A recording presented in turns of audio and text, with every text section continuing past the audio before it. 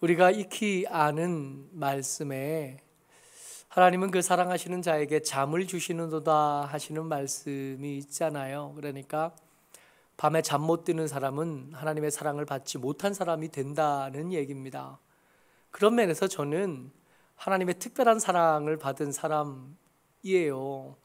베개가 머리에 닿으면 잡니다. 순식간에 잠들어요. 그래서 잠 못 자는 사람들의 사연을 저는 알지 못해요.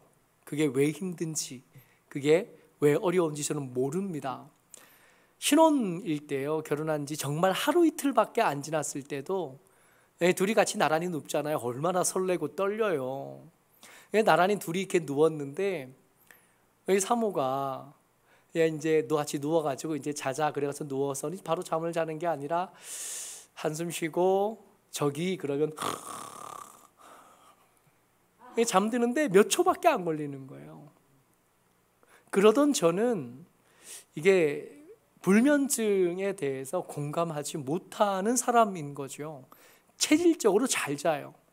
이게 침대여도 좋은데 침대가 아니어도 괜찮아요. 저는 야영을 하고 어쩌다가 밖에 울퉁불퉁한 데 갖다 놔도 자요. 순식간에 잠들어요. 근데 최근에 이제 나이가 좀 드는가 낮에 커피를 한두 잔 평소보다 한 잔쯤 더 마시고 나면 잠이 안 오는 거예요. 그냥 잠이 안 오는 어떤 날이 있었는데 왜 잠이 안 오는 줄 몰랐어요. 모르다가 그게 몇 번 반복되고 나니까 그날 내가 커피를 한 잔 더 마셨지 하는 생각이 나중에 들어서 내가 커피를 이제 마시면 점심때 좀 지나서는 괜찮은데 저녁 때 지나서 커피를 마시면 잠을 못 자는구나 하고 알게 된 거죠. 이제는 짐작은 합니다. 피곤한데 잠들지 못하는 게 얼마나 힘든 건지, 자야 되는데 잠들지 못하는 게 얼마나 어려운지 짐작만 해요. 아직도 짐작만 합니다. 그런 날이 1년에 몇 번 없거든요. 이제는 저녁 먹고는 커피 안 마시면 되니까. 근데 이게 밤에 잠을 못 자면 불면증은 시편 말씀에 의하면 하나님의 사랑을 받지 못한 거잖아요. 근데 우리만 그런 게 아니라 불면증을 앓고 있는 어떤 사람만 그런 게 아니라 오늘 시편 77편의 시인이 불면증에 걸린 거예요. 도무지 잠이 안 와요. 4절 말씀입니다. 같이요. 시작. 주께서 내가 눈을 붙이지 못하게 하시니 내가 괴로워 말할 수 없나이다. 주께서 못 자게 하시는 거예요. 실제로 옆에서 와서 잠들만 하면 병려나 하고 두드려 깨우신 게 아니라 1절부터 3절까지 이야기를 이렇게 읽어보면 시인이 지금 간절한 기도 제목이 있습니다. 근데 그 간절한 기도 제목에도 하나님이 응답하지 않으시는 거예요. 삶에 고난이 찾아왔고 환난이 찾아왔는데 그래서 평소에 하던 것처럼 이 사람 믿음 있는 사람이니까 평소에 하던 것처럼 하나님 앞에서 기도하고 간절히 부르짖었는데도 하나님께서 아무 말씀도 안 해주시는 거예요. 한때는 기도도 시작하기 전에 기도가 되기도 전에 그저 그냥 신음이었을 뿐이었고 그냥 푸념이었을 뿐이었고 그냥 피곤한 뿐이었을 그때도 응답하시던 하나님이 어느 날 갑자기 언제인지는 딱 날짜를 기록하지 못하겠지만 시인에게 하나님이 대답하지 않으시는 거예요. 다른 사람들이 많이 위로하는 사람들이 있지만 그 사람들의 위로를 받아들일 수가 없습니다. 저들의 위로는 정말 말뿐이거든요. 목사지만 성도들을 신방할 일이 많고 저들을 위로해야 될 일들이 많아서 찾아가고 기도해주고 간절한 마음으로 이런저런 말들을 하긴 하지만 말하면서도 참 허전하고 내가 허망하다 하는 생각이 들 때가 있어요. 실제적인 도움이 못 된다 느껴지는 그 사정 형편을 나도 아니까 하나님 도대체 왜 이러시나 하는 생각이 들 때가 있거든요. 잘 모르겠는 거예요. 기도하겠습니다 해놓고 하나님 왜 이러시는 거예요? 할 때가 있거든요. 힘내자고요. 그래도 하나님 살아계시고 하나님 우리 가운데 계시고 우리의 기도에 귀를 기울이시는 분이니까 힘을 내봅시다. 기도하고 있겠습니다. 그래 놓고는 아이고야 싶을 때가 있거든요. 시인이 도무지 잠들 수 없는 겁니다. 다른 사람이 주는 위로는 받아들여지지 않고 하나님은 계속해서 침묵하고 계시니까 그 마음속에 자꾸 잠 못 드는 그 긴 밤에 생각들이 자꾸 뱅뱅 도는데 그 생각들이 하나님을 향한 질문들로 이렇게 나타나기 시작하는 거예요. 하나님 도무지 왜 이러십니까? 우리는 이렇게 막연하게 질문하지만 시인의 질문은 굉장히 집요해요. 오늘 우리가 읽은 본문에 시인이 잠 못 들던 그 밤에 머리에 뱅뱅 돌던 생각들을 질문으로 만들어서 노래로 만들어 놓은 거예요. 그저 그냥 한번 스쳐 지나가지 않았고 그 속에 내리에 박힐 만큼, 가슴에 새겨질 만큼 뼈저린 질문들이었던 겁니다. 질문들을 한번 요약해 보려고 해요. 7절 말씀입니다. 같이요, 시작.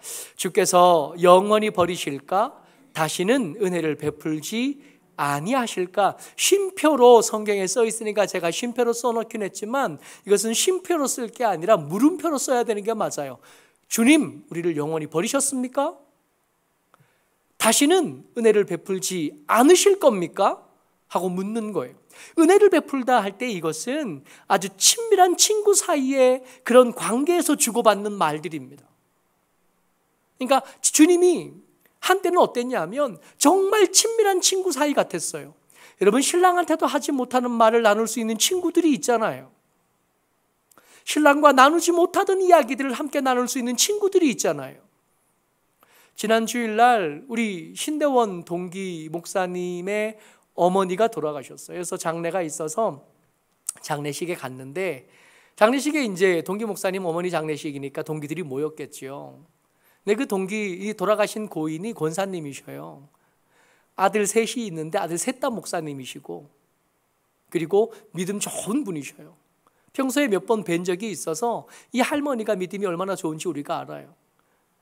연세도 많이 높으셔요. 치매로 꽤 오랫동안 고생하시다 가셨기 때문에 장례식에 갔지만 장례식에 오는 사람들의 표정이 슬프지 않아요. 그야말로 천국 잔치인 거예요. 천국에 가셨으니까 보내드리는 환송 잔치였습니다. 가서 이렇게 앉아 있는데 그 상주인 목사님이 여기가 장례식 맛집이요. 여기 엄청 맛있어. 고기도 맛있고 떡도 맛있어. 진짜로 맛있더라고요. 오랜만에 동기들 이렇게 만나서 앉은 거예요. 거의 한 10몇 년 만에 만났나 봐요. 얼마나 재밌고 즐겁고 좋던지요. 위로가 되는 거예요. 잠시 앉아서 같이 그 장례식에 나오는 음식이 뭐 특별하지는 않잖아요. 그 음식이 그 음식이지. 그거 먹고 잠시 앉아서 수다를 떠는데 얼마나 행복하고 좋던지요. 그때 나누어지는 게, 그때 나누는 걸 이렇게 쓰면 은혜를 베풀다라는 단어로 요약할 수 있습니다. 그런 관계예요.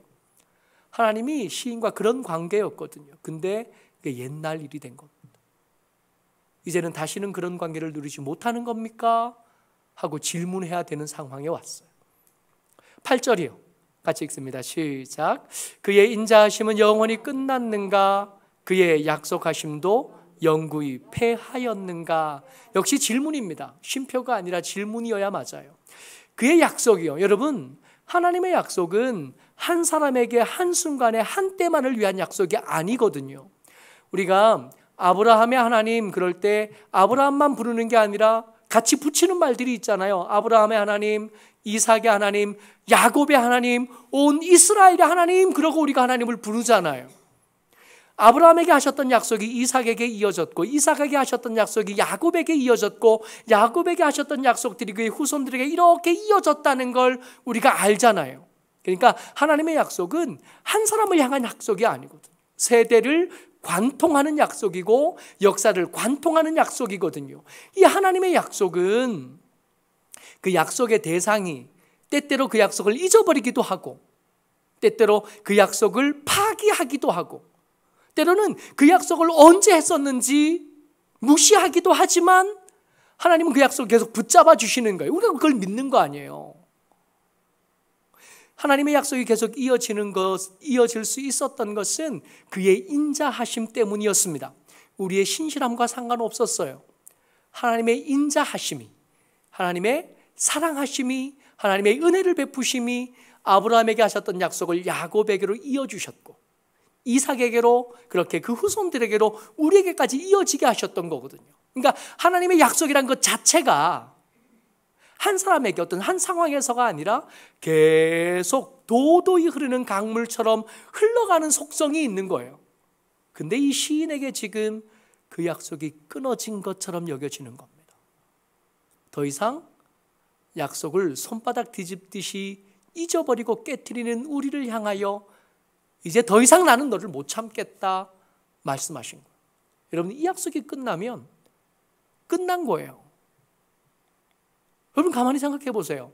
하나님의 약속이 우리에게서 계속 이어지지 않고 우리의 어떤 잘못들로 끊어져 버렸다면 소망을 어디서 찾겠어요? 없습니다. 단언컨대 하나님의 약속하심이 끊어져 버리면 다음이란 건 애초에 없는, 그야말로 불행만 계속되다가 죽음을 맞이할 수밖에 없습니다.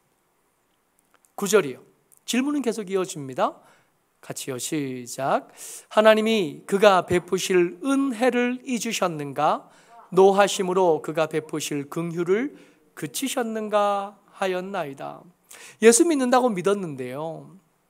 예수 믿는다고 믿었고 또 저희 가문에서는 첫 번째 예수 믿은 사람이에요. 여러분, 뼈대는 없어도 첫 때 예수 믿은 사람들의 열정은 누구보다 못지 않거든요. 제가 청년 생활할 때, 사모하고 연애할 때, 그때 저희 모교에 다닐 때 여러 청년들이 있었지만 그 중에 믿음 제일 좋은 사람이 저였어요.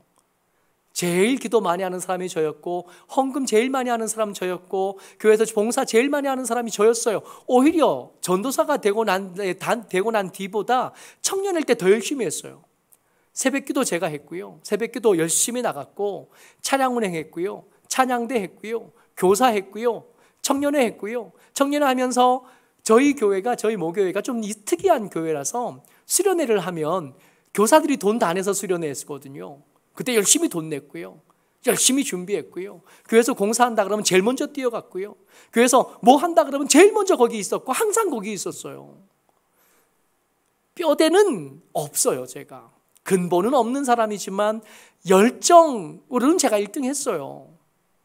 근데 그렇게 살아온 삶이지만 지나고 이렇게 돌아보니까 하나님께서 제게 은혜를 베푸실 만한 때보다 하나님께서 저를 참아주셔야 될 때가 훨씬 더 길었다는 것, 이걸 고백할 수밖에 없는, 근본이 없으니까 더 했을 거예요. 근본이 없다 보니까 이게 열정이 끌어오를 때는 잘 하다가도 이게 금방 식어서 이게 꼰두박질 치거든요. 이게 근본 없는 사람들의 믿음의 특징이에요. 첫 때 믿은 사람들이 한결같이 못해. 그래서 저는 우리 아이들이 부러워요. 어릴 때 주일학교부터 신앙생활 시작한, 뱃속에 있을 부터 기도받고 시작해서 그렇게 예수 믿은 사람들이 열정은 좀 부족해도 한결같음이 있어요. 전 그 사람들이 부럽거든요. 돌아보니까 이만큼 이런 모습으로라도 여기 올 수 있었던 것은 하나님의 긍휼히 여기심 때문이었습니다. 칭찬하실 때가 없었던 것은 아니지만 분노하시고 화내실 때가 훨씬 더 많으셨던 것을 알 수 있고 고백할 수밖에 없어요. 근데 시인이 지금 어떤 말을 하고 있냐면 노하심으로, 이제 더 이상 반복되는 그 분노를 이제는 참지 못하시는 것 아닌가 하는 생각이 드는 거예요. 그가 베푸실 은혜를 잊으셨는가? 왜 잊으셨나 하면 계속 같은 문제들로 분노하시잖아요. 우리가 잘못하는 것을 계속 같은 지점에서 잘못하니까 그 분노가 계속 반복되니까 하나님께서 이렇게 생각하신 거죠. 야, 너 도무지 안 되겠다. 언제까지 거기 맴맴 돌면서 한 걸음도 못 나가고 거기만 있겠나? 이제는 너를 향한 긍휼은 끝났어 라고 말하신 것처럼 시인이 느끼는 겁니다. 하나님, 이제는 내게 나를 향한 은혜는 이제 끝난 건가요? 제게 베푸실 긍휼이 이제는 바닥이 나신 겁니까? 하고 지금 물어보는 거예요. 시인에게 질문하는데 여러분, 이런 질문은 사실은 시인에게만 있지는 않아요. 여러분, 우리가 삶을 살아가다 보면 이유를 알지 못하는 고난, 환난들이 있잖아요. 몇 명 안 되는 성도들과 함께 신앙생활을 하는데 이런 중에도 알겠어요. 와, 진짜 사는 거 만만치 않네. 이렇게 다양한 힘든 일이 생겨요. 못하는 일들이 생겨요. 이건 소설로 써도 이런 소설은 없어. 영화로 만들어도요, 이런 영화는 없어요. 이렇게 우여곡절이 많고, 이렇게 굴곡이 많은 사람들, 그 사람들만 이렇게 모아놓은 거예요. 마치 꼭 그런 사람들만 뽑아서 여기 앉혀놓은 것처럼 느껴질 때가 있어요. 그냥 멋들어 볼 때 다른 사람들 잘기만 사는데 우리는 왜 이런가 싶을 때요, 이 시인처럼 하나님, 혹시 우리를 향한 긍휼이 끝났습니까? 하나님, 혹시 우리를 향해 베푸실 은혜가 이젠 바닥나셨나요? 하나님, 우리를 향한 약속이 이제 끝난 건가요? 이렇게 질문하고 싶을 만한 상황들이 계속 펼쳐지는 거예요. 이런 질문들이 머릿속에 뱀뱀 도는 거예요. 맴맴 도니까 잠이 오겠나고요. 이런 질문들이 머릿속에 맴맴들이 잠이 어떻게 와요? 잠이 안 오지.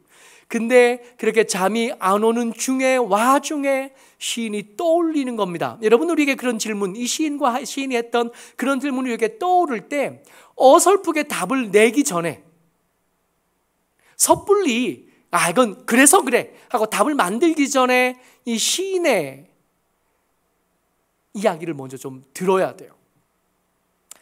여러분, 우리가 낸 답이 정답이 아닐 가능성이 많습니다. 우리가 마음속에 심증으로 가지고 있는 그 답이 사실이 아니고 정답이 아니고 오답일 가능성이 굉장히 많아요. 시인에게 잠 못 드는 밤에 그 잠 못 드는 중에서도 이 질문이 많아서 홍수같이 밀어 몰아치는 중에서도 이야기하는 이야기에 귀 기울이셔야 돼요. 10절 말씀입니다. 같이요, 시작.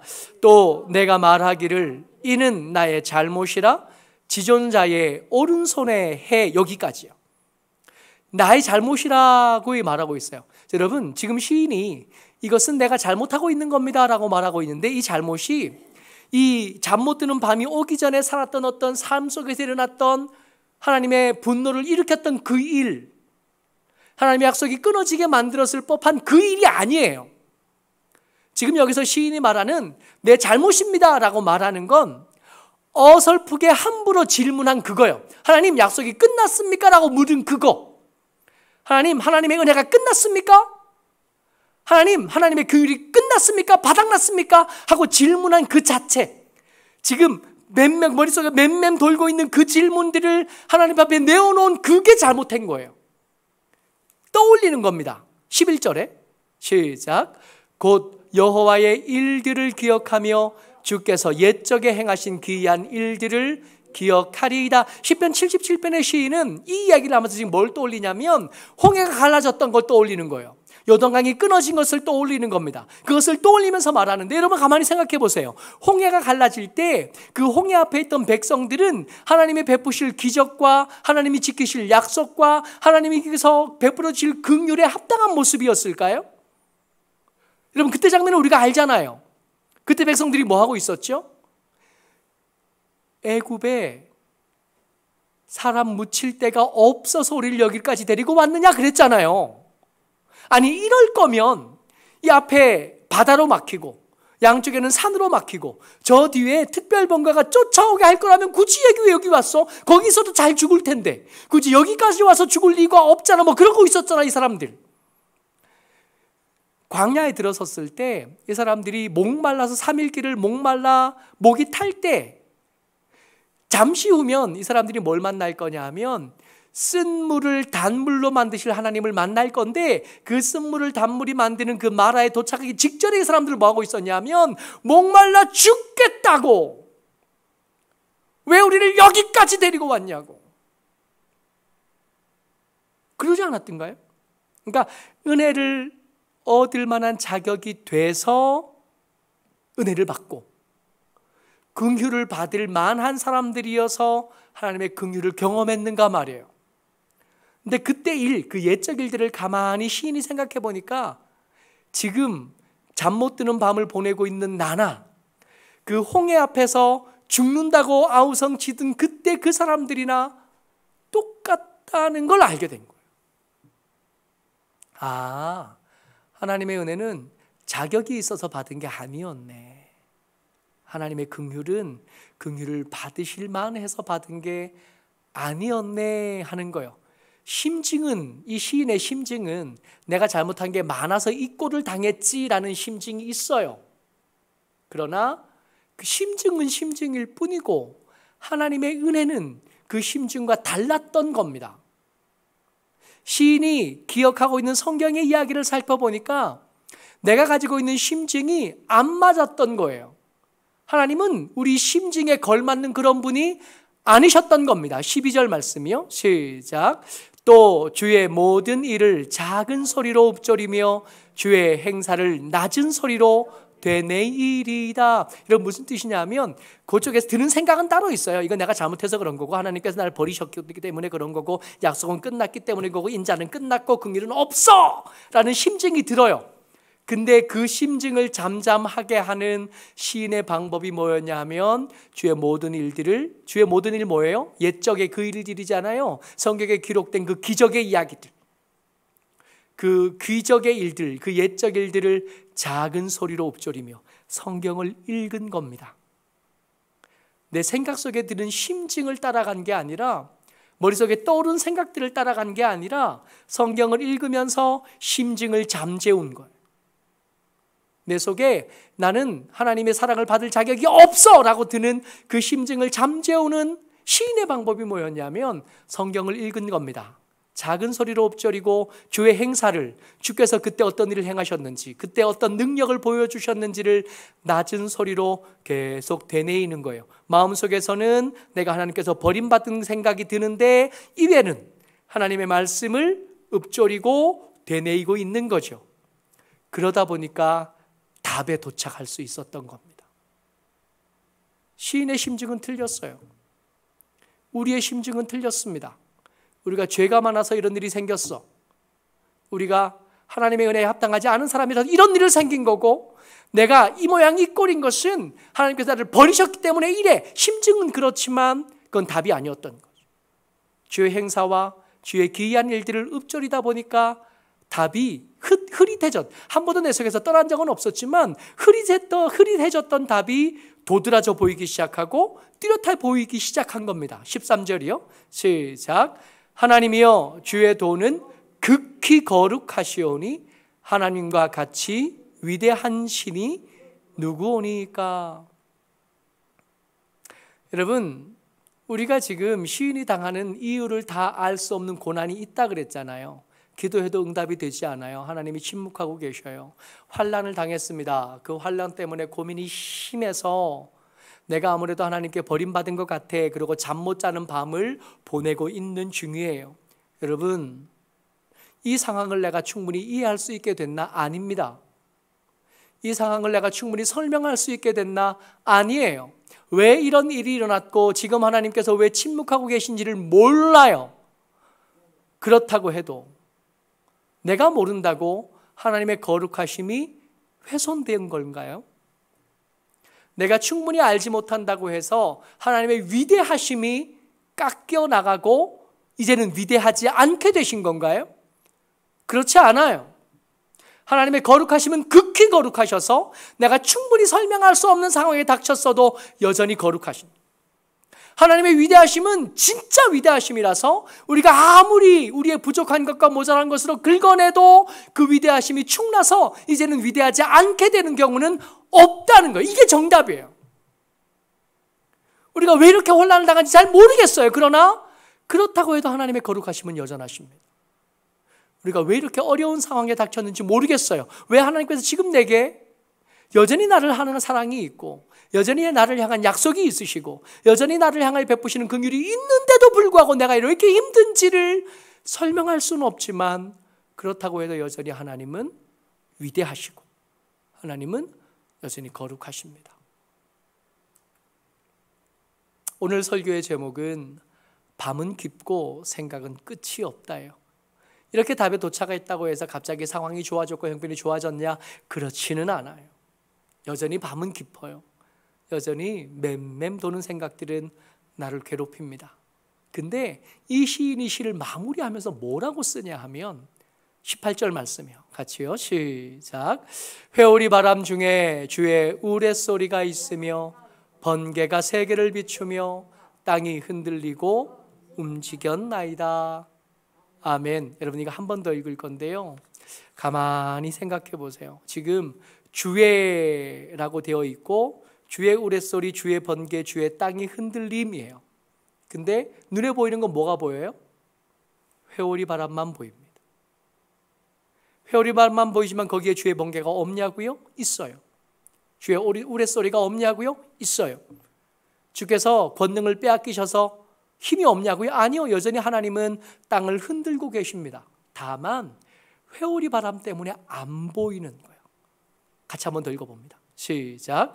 회오리 바람 중에 주의 우레소리가 있으며 번개가 세계를 비추며 땅이 흔들리고 움직였나이다. 지금 하나님이 침묵하고 계신다고 생각하는 여겨지는 지금, 내가 하나님께 버림받았다는 심증이 생기는 지금이 어떤 상태인 거냐면 회오리 바람 중에 있어요. 그래서 그 안에 게 잘 안 보여요. 여러분 회오리 바람이 이렇게 먼지를 다 이렇게 일으키잖아요. 그 먼지 가운데 있을 때 사방이 보일 리가요? 아무것도 안 보여요. 근데 안 보인다고 주의 번개가 없다고요? 안 보인다고 주의 우레소리가 없다고요? 안 보인다고 땅이 흔들리지 않는다고요? 여전히 거기 있습니다. 다만 우리가 볼 줄을 몰라서 그래요. 있어요. 지금 우리에게 필요한 건 뭐예요? 눈에 보이는 것만 볼 것이 아니라 보이지 않지만 주의 번개가 분명히 있다는 걸 계속 우겨내. 주의 번개가 계속 세상을 비추고 있다는 걸 계속 되뇌이는 거예요. 지금 땅을 흔들고 있는 것은 회오리 바람이 아니에요. 회오리 바람은 땅을 흔들지 못합니다. 땅을 흔드시는 것은 주님이 하고 계시는, 눈에 보이지는 않지만 주님 여전히 거기 계시고 여전히 당신의 소리를 내고 계시고 여전히 번쩍이고 계시며 당신의 권능을 행사하고 계시는 겁니다. 19절이요. 시작. 주의 길이 바다에 있었고 주의 곧은 길이 큰 물에 있었으나 주의 발자취를 알 수 없나이다. 여전히 주의 발자취를 알 수 없는 건 똑같아요. 여러분, 동풍이 밤새도록 불었더니 홍해가 갈라졌다 그러잖아요. 여러분, 동풍이 얼마나 계속 불면 바다가 갈라지나요? 납득이 돼요? 만약에 바다가 갈라질 만한 진짜 그런 강한 바람이 불었다면 그 바닷가에 있었던 사람들은 거기 계속 서 있을 수 있었을까요? 우리 바다 바람이 이렇게 불어 사람이 날아갈 정도의 바람을 우리가 알잖아요. 태풍 최근에 불어오면서 바람이 얼마나 센지 우리가 체험해 보잖아요. 어떤 바람이 불면 이것은 사람이 날아갈 정도의 바람입니다 하잖아요. 그때 바다가 갈라지든가요? 아니요. 바다가 갈라진 정도의 바람이면 그 옆에 사람이 서 있는 건 말도 안 되는 거예요. 이게 설명이 된다고요? 설명이 안 돼요. 주의 발자취를 알 수 없어요. 주의 발자취는 알 수 없지만 그 바다가 갈라졌던 것은 역사적인 사실이라는 거예요. 주의 곧은 길이 그 안에 있었던 것은 역사적인 사실이에요. 지나가고 난 뒤에도 그걸 설명은 못해요. 여러분, 그 바다의 마른 길로 지나갔던 사람들이 돌아보면서 이 물이 어떻게 갈라졌는지 설명할 수 있을 것 같아요? 우와, 이거밖에 더 해요? 와, 하나님 진짜 위대하시다. 이것밖에 더 하냐고요. 그걸 다시 설명하고 다시 이유를 말하고 납득이 될 만큼 어떻게 말해줄 수 있다고요? 없어요. 주의 발자취를 알 수 없어요. 없지만 그 물 밑에 갈 길은 있었다고요. 충분히 상황을 알 수는 없지만 주의 발자취는 분명히 거기 있었고 길을 만들어내셨고 당신의 사람을 구원해 내셨던 겁니다. 20절 마지막 절입니다. 시작. 주의 백성을 양떼같이 모세와 아론의 손으로 인도하셨나이다. 모세와 아론이 거기 그때 있었던 겁니다. 백성들의 손을 잡아주는 사람, 하나님의 도구가 되었던 사람이 거기 있었고 하나님의 은혜의 통로가 되던 사람들이 거기 있었어요. 여러분, 모세와 아론이 특별한 사람이라서 우리보다 특별한 건 맞지만 그렇다고 해서 아예 다른 사람이냐? 그렇지는 않아요. 똑같이 분노할 줄 알고 똑같이 실수하고 그런 사람들이었는데 하나님의 도구가 됐다는 뜻이거든요. 우리의 삶 가운데도 하나님의 도구가 되는 어떤 상황, 어떤 사람, 어떤 일들이 일어나서 우리의 손을 잡아 주실 줄을 믿습니다. 그래서 회오리 바람 중에 그 물 앞에서 우리를 건너게 하시고 지나게 하시고 지금 잠 못 드는 밤을 지나고 있지만 결코 거기서 죽지 않고 우리를 구원해 내실 것. 지금 침묵하신 하나님 때문에 답답하고 잠도 못 자고 있지만 믿음 안에 있으면, 거기서 좀 더 기다리면, 회오리 바람 중에 잘 안 보이긴 하지만 하나님의 말씀, 그 옛적인 일들을 되뇌이고 엎드리면서 좀 기다리면 아론을 보내주셔서, 모세를 보내주셔서, 어떤 일과 어떤 도구를 하나님께서 사용하셔서 우리 손을 잡아주실 거고 무사히 건너게 하실 겁니다. 그러니까 답을 충분히 알지 못하고 이유를 다 설명할 수는 없지만 그럼에도 불구하고 믿음의 자리에 여전히 계셔요. 하나님의 은혜를 구하러 더 가까이 나오셔야 돼요. 그래서 거기서 이 시인처럼 거기서 고민하는, 거기서 몸부림치는, 거기서 주의 은혜를 경험하고 주의 도우심을 얻는 저와 여러분 되시기를 주의 이름으로 축복합니다. 아멘. 은혜가 많으신 아버지,